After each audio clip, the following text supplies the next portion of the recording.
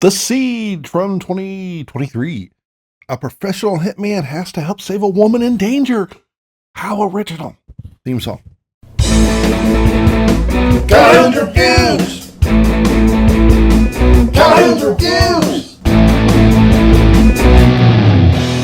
If you want to watch The Siege, check the link in the description.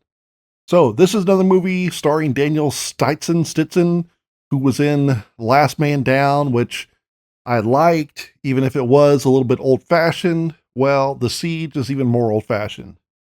Stitzen plays a professional killer, and his identity gets blown. I've lost a witness. He saw my face. I've been made. So he has to go to a safe house to get a new identity. While he's there, the bad guys attack. Meanwhile, the squad of assassins skirt through the compound. Because there's a pregnant woman there, and protecting the pregnant woman is a female professional killer, hitman, whatever, and she asked him for help, and he's like, no, I don't want to help. We need your help. Do I know you? No, but I know you. Get out of my room. I'm No gonna... personal details. We need your help. Lock the door on the way out. But then, of course, he does end up helping. This story is straight from the 80s. Killer has to become a protector. And it plays a lot of the same notes. You know, he's reluctant to help, but then eventually he does. One of the things that really reminded me of the 80s, I'm not quite sure why. I can't think of any movie that did this, but there's a scene when he gets to the safe house and he has to like burn his fingerprints off so that he can get his new identity. And like I said, I don't know why that reminded me of the 80s.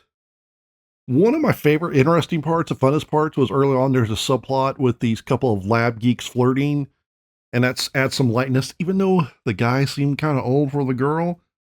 But those characters go away pretty soon, so then it's just kind of by the numbers, trying to escape the killers, hunting down the killers, and waiting for help to arrive.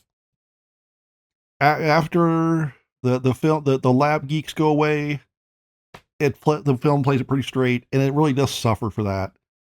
I mean, and there's also a couple like inconsistencies, at least I thought so. It's like early on when Stitzen's character starts kicking ass, they play some classical music, I believe Mozart. But then, so I was like, okay, here come the bad guys. They're going to start playing the classical music when his character starts kicking ass again. And they don't do that. That was easy. Come on, princess. It does come back, but it doesn't really seem to be. I couldn't figure out why did it come back later. But we're not here for the plot or the soundtrack. We're not here for the acting. We care about the action. Is it any good? Not really. Pretty unremarkable. The pregnant woman and the woman protecting her are also unremarkable. The whole movie is just not as good as, Last Man Down, which at least had, some kind of the wilderness man look going for him. I'm going to give The Siege one thumb down. He's a grumpy guy. Will he help the girl in need? Who knows what he'll do?